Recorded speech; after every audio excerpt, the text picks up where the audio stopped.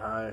Um, I'm going to go over a couple of things that I think are really important, really essential to maybe living a fulfilling and productive life after being diagnosed with schizophrenia. Um,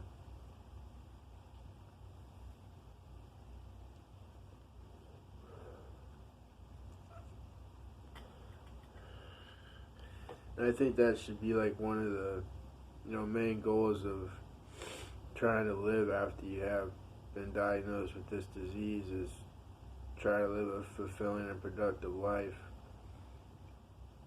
You're productive, so you're giving back, you're giving out, and then you're fulfilled, so you're getting in too. And it makes for just a well-rounded life, I think. And if you can do that after you get diagnosed with schizophrenia, then I think you're doing pretty good. Um,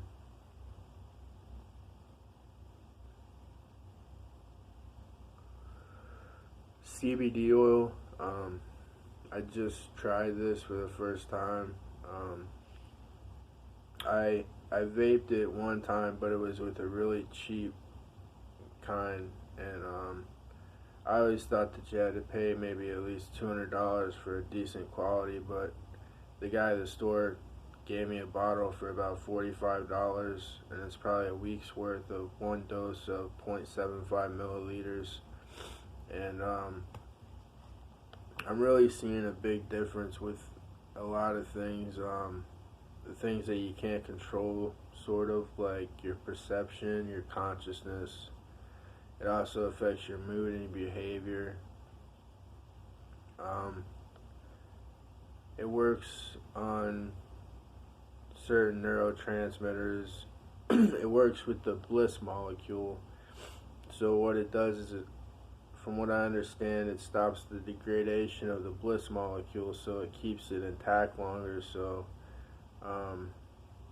I suppose the bliss molecule is sort of just a molecule of feeling good and feeling well.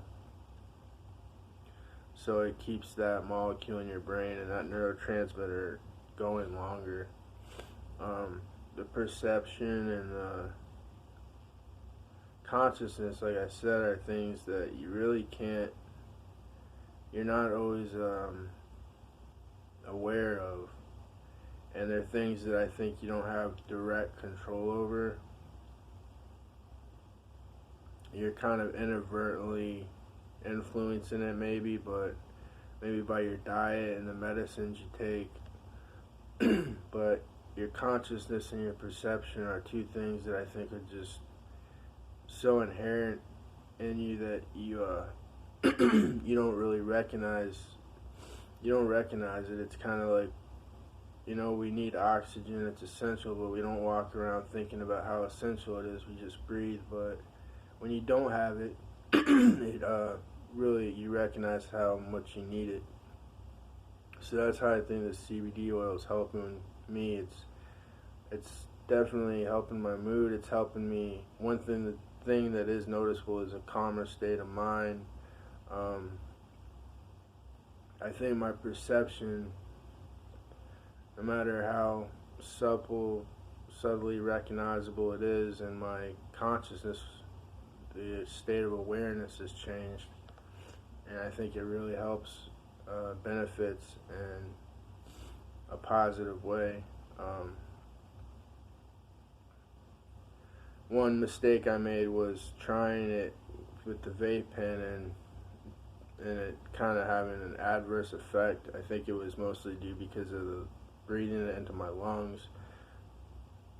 And I'm taking this orally, and don't make the mistake of just trying something cheap and saying, well, I had an adverse effect, so it just doesn't work for me. You might want to really try it and see, give it some time. And like, if you have schizophrenia, then you probably know that, with these medications that we have to take, there's tons of side effects, but in the long run, most of the time, for most of the part, they do have benefits. So you have to kind of go through hell to get to heaven, or the pain to get to the pleasure, sort of. so don't give up on it too soon. And I guess that's just the one thing that I wanted to post for right now, because that's the only thing I can think of. But CBD oil, the one I'm taking is called Grassroots, and it's 500 milliliters of it. Comes in a little bottle with a little dropper, and you just put 0.75 milligrams under your tongue, let it sit there for 30 seconds, and then swallow it. And it's definitely worth a shot. Look up some of the benefits that it has and dosages for all the different ailments of the human condition.